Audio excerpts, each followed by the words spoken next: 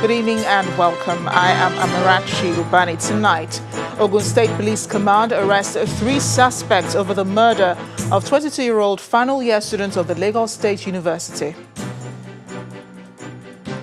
We continue our review of government activities in the outgoing year. Today we turn our attention to how the presidency fared in 2019. SERAP budgets and other civil society organizations filed suit to stop the federal government from releasing 37 billion naira budgeted for the renovation of the National Assembly complex.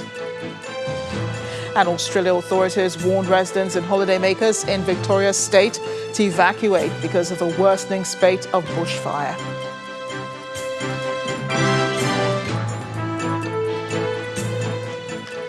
Three suspects have been arrested by the Ogun State Police Command in connection with the killing of a 22-year-old final year student of the Lagos State University. According to the police, the victim, Miss Favour Daily Oladile, was murdered by her lover in connivance with a 42-year-old leader of a white garment church in Ikoile, Osun State. The victim was reportedly killed in her sleep by the lover before the self-acclaimed pastor removed her heart for ritual purposes. Police say late Miss Daily Oladile was lured to Osun State, where she was killed on the premises of the church. They add that the lover, his mother, and the pastor have confessed to the crime. Meanwhile, the management of the Lagos State University is asking members of the university community to keep calm while they await the outcome of police investigation. They're promising to keep tabs on the development with a view to ensuring that justice is done. Staying with security matters, the spate of security challenges facing Nigeria at the moment has a direct link with the level of poverty in the country. A view of the chairman of the Senate Committee on Culture and Tourism and former governor of Imo State, Senator Rochas Okorocha. He told Channels Television's Ladi Akeredoluale on our current affairs program, Newsnight, that the only way to tackle the security challenge is to provide mass employment as well as infrastructure. For every symptom, there's a disease. And if you are curing the symptoms without curing the disease, the symptoms will never stop. And the point I'm making here is that there's a correlationship between poverty and insecurity. Anywhere you see high level of insecurity or crime, look beneath it, there's high level of poverty. And that's what we want to address. How? That's a disease. Poverty, illiteracy. If you address all these things, crime on itself will go down. But your party has been addressing, your party-led government has been doing so. So is it that it's not doing it enough or the results are slow? Where are the resources to fight that? Depending on one source of income called the oil, with a heavy government bloated with executive and legislature. Any nation where you see people having a private genset is a failing nation. Any nation where you see people, everybody going with private security, that nation is about to collapse. Any nation where you see people having a private boreholes in their houses, that nation is about to collapse. Any nation where you see people, private schools are doing well, better than public schools, is a sign of failure. But this requires funding. And I'm saying to you, that comes back to cutting the cost of governance, cost of electioneering, cost of executive, cost of legislature, cost of everything we do. And we target on the productive sector of the economy. Let power, let light shine. Let light come.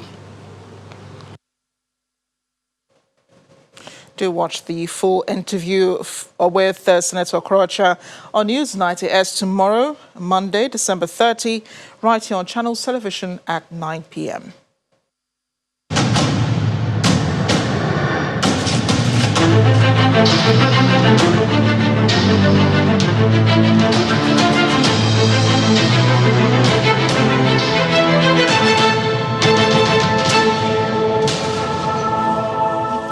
It's been about about 7 months since President Muhammadu Buhari was inaugurated for a second term of 4 years. The goal of the administration, like the first term, is all anchored on economy, security and fight against corruption.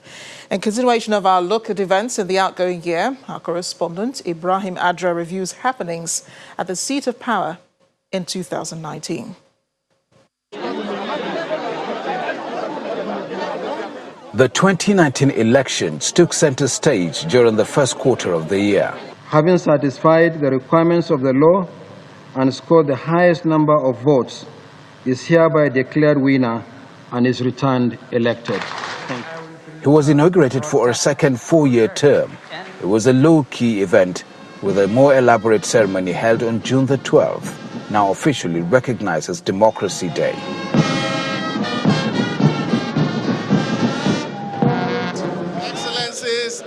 Less than 3 months after, President Buhari inaugurated a 43-member cabinet. To the best of my ability, preserve, protect, and defend the Constitution of the Federal Republic of Nigeria. 7 ministers are females, one of whom heads the new Ministry of Humanitarian Affairs, Disaster Management and Social Development. Let's play. Another ministry got a new nomenclature: Federal Ministry of Communications and Digital Economy. The attacks on Nigerians living in South Africa took a turn for the worse, prompting government's reaction. Among them, pulling out of the World Economic Forum. This is a position of the government that we're going to draw a red line here. The president embarked on trips. It was while at the United Kingdom for a private visit. The president signed what is described as an important piece of legislation, the amended Deep Offshore Act. In October, President Buhari was at a joint session of the National Assembly to present his 2020 spending plans. In less than 2 months, a budget of 10.6 trillion naira was ready for his assent. In September, the president announced an Economic Advisory Council, which replaces the economic management team under Vice President Yemi Osinbajo. The sacking of some aides in the Vice President's office further fueled rumors of a soured relationship with the president. We just created a ministry and we reorganized, and people are giving it ethnic and political dimension. It's unfortunate.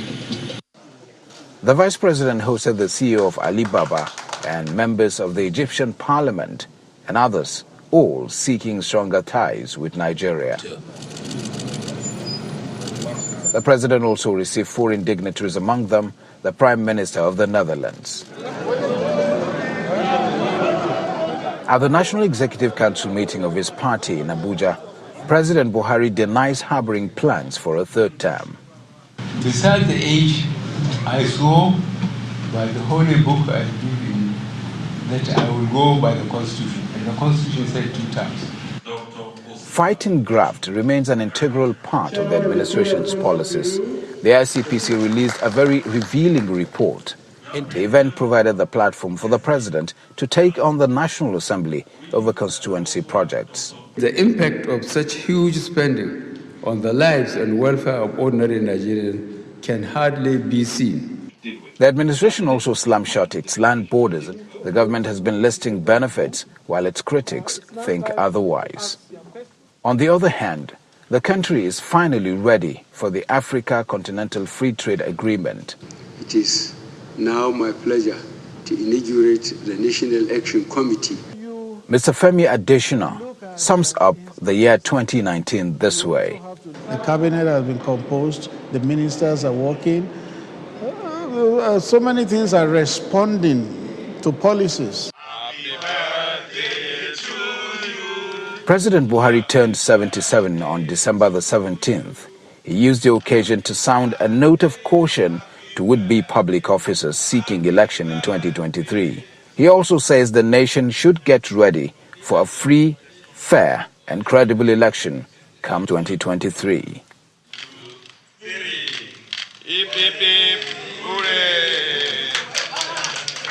From Abuja, Ibrahim Adra, Channels Television News. We're now being joined at the news at 10 by Mr. Obinaya Urakpa, who's the CEO of Grand Renaissance Limited and a public affairs analyst, to look at the activities of the presidency in the outgoing year. Mr. Urakpa, thank you for joining us on the news at 10. You will agree it has been an eventful year with elections and all of that. Do give us an assessment, if you can, of the presidency this year. Thank you very much for having me. It's a great pleasure having this privilege. I would say that usually in an election year, you expect all sorts.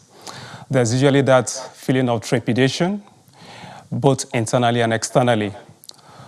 Externally, nations and investors would hold back to see what would happen with the elections. So after the elections in February, and of course the inauguration of the current president, you began to see a few pathways that began to happen. There were a few controversies over how the election went, a bit of hot air here and there, contentions in the court and so on. That having passed, we came up with a budget which this year, of course, was sent to the National Assembly early enough. And of course, within a short period, it was passed by the National Assembly, quite commendable, even though there's still an argument over whether different indices in the budget were closely looked at very well before it was passed, or the National Assembly just didn't want to be criticized this time and just passed what was sent to them. Well, that jury is still out over what exactly happened. This year, the list of ministers was released faster than it happened in 2015, and of course, they got down to work. Now, this year, the president created a clear path to say that the Secretary to Government of the Federation should handle Federal Executive Council matters, while, of course, the Chief of Staff would handle interface with him. This year, we did a few things externally, where, of course, the phobia attacks, the xenophobia attacks in South Africa, and a few places where Nigerians were mistreated, the government came out firmly to address issues. However, perception is key. For a government like the one we have, perception is key. I've had issues with the timeliness with which issues are addressed. Now, I would even speak straight to the president himself. I just saw a clip in the reports given by Ibrahim Adra, where the president said that a few things had to be rejigged, and that it was unfortunate that people were reading political meanings into what was happening between with regard to the vice president's office. It's important that the media managers of the president, including the president himself, need to understand that perception is key, because it's one thing to have something in mind, to believe that this is where you stand. Also talking about what he said about, despite his age, in spite of his age, there's also the issue of what he swore to about the third term. How people perceive you matters. And then someone once said that Britons don't drink beer, they drink adverts. I am concerned about the way media is managed in this government. I've had my concerns in 2015. It can be better managed. Yeah, and the president did make a trip to at least 8 countries this year. The goal, he said, was to forge partnerships, and that's the picture they wanted to paint for many Nigerians. You think that these trips have been fruitful? Again, the jury is out. Usually, I'm a student of international law and diplomacy, and I can tell you for free that when you go for such trips, it's expected that ahead of time, the foreign mission of Nigeria in those countries, whether it's a high commission or an embassy, needs to ahead of time receive information from the Foreign Affairs Ministry to say the president will be coming. It's a huge thing to move a president from one country to another. It's a huge expense.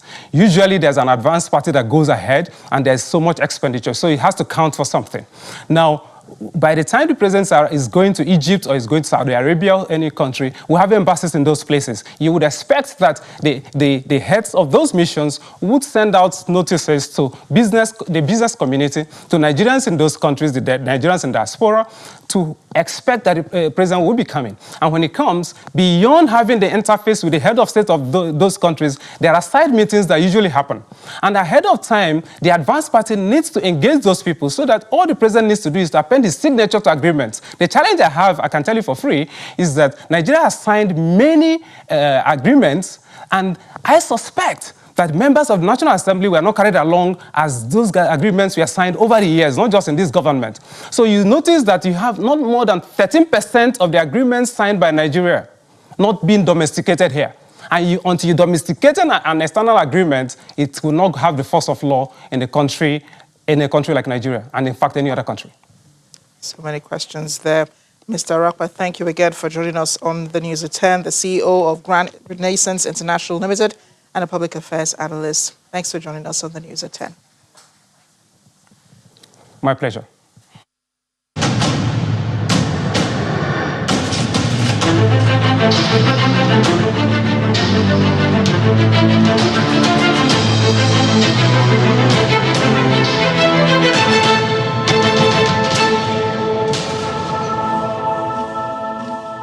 In part two, after the break, SERAP, Budget and other civil society organizations filed suit to stop the federal government from releasing 37 billion naira budgeted for the renovation of the National Assembly complex. Stay with us.